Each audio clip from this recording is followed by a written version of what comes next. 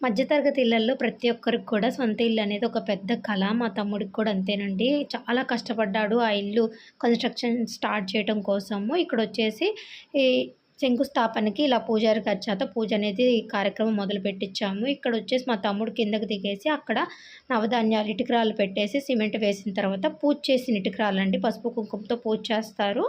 వాటిని పెట్టేసేసి సిమెంట్ అది వేసిన తర్వాత ఇక్కడ నవధాన్యాలు, వెండి రేకు, రాగి రేకు, బంగారపు రేకు అనేది పెట్టి పూజ చేసి శంకుస్థాపన అనేది స్టార్ట్ చేస్తారు. ఆ గుంత అనేది క్లోజ్ చేసేసి ఇంక ఇల్లు కన్‌స్ట్రక్షన్ అక్కడ స్టార్ట్ చేస్తారండి. మా తమ్ముడు మరదలతో పూజ అనేది చేయించి నవధాన్యాలు వేయించి కొబ్బరికాయ అది కొట్టిస్తారనమాట. ఆ తర్వాత ఇంట్లో అందరం కూడా నవధాన్యాలు వేసి పూజ అనేది కంప్లీట్ చేసుకున్న తర్వాత ఇంట్లో పూజ చేసే దైవాలు ఎవరైతే ఉన్నారో దేవతలు వాళ్ళందరూ ఫోటోలు పెట్టి పూజా కార్యక్రమం అనేది ఒక గంట, గంటన్నర పాటు ఉంటుంది. ఆ పూజ అనేది కూడా చేస్తారు. ఎందుకంటే మన కన్‌స్ట్రక్షన్‌లో ఎటువంటి నిర్విఘ్నం లేకుండా, ఎటువంటి వాస్తు లోపాలు లేకుండా ఉండాలనేసి ఈ పూజ అనేది మొదలు పెడతారనమాట.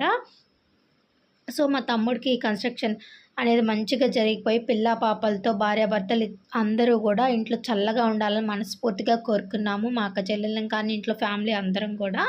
సో, ఇక్కడ అందరూ కూడా కొబ్బరికాయలు కొడుతున్నారు ఫ్యామిలీలో ప్రతి ఒక్కరు కూడా వచ్చి వరుసగా. సో, ప్రతి ఒక్కరికి కూడా సొంత ఇల్లు అనేది ఒక పెద్ద కలేనండి. అది దాంట్లో ఇంత కూడా లోటు లేకుండా అంతా కూడా మంచి జరగాలని ఈ పూజ అనేది స్టార్ట్ చేస్తారనమాట.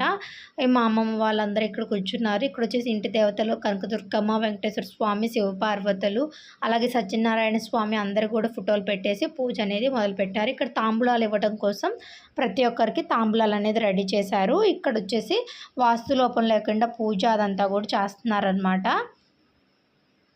మాకైతే ఇలాగే చేస్తారండి. కొంతమందికి వేరే డిఫరెంట్‌గా చేస్తారు. మా ఇంట్లో అయితే ఇలా చేస్తారు శంకుస్థాపన ఫంక్షన్ అనేది.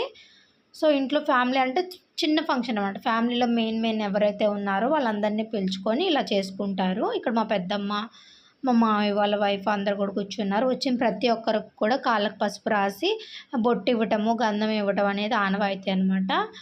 ఇక్కడ అందరూ కూడా కూర్చొని సరదాగా స్పెండ్ చేసాం మాకు కొంచెం టైం. ఇక్కడ మా తమ్ముడికి వాళ్ళ అత్తగారు వాళ్ళు బట్టలు అనేది పెట్టారు. తర్వాత మా తమ్ముడికి ఇట్లాంటి దిష్టి తగలకుండా ఉండాలని మేము వాడికి హారతి అనేది ఇచ్చాము. తర్వాత ఇక్కడ టిఫిన్ సెక్షన్ అనేది పెట్టుకున్నారు ఎర్లీ మార్నింగ్ కాబట్టి వడ, ఇడ్లీ, ఇంకా కట్టు పొంగలి, నెయ్యి, చట్నీ, సాంబార్ అనమాట. చాలా సింపుల్గా జరిగింది. ఆఫ్టర్నూన్ ఫుడ్ అది కూడా మేము ఇంట్లోనే ప్రిపేర్ చేసుకొని అందరం కూడా తినేసాము.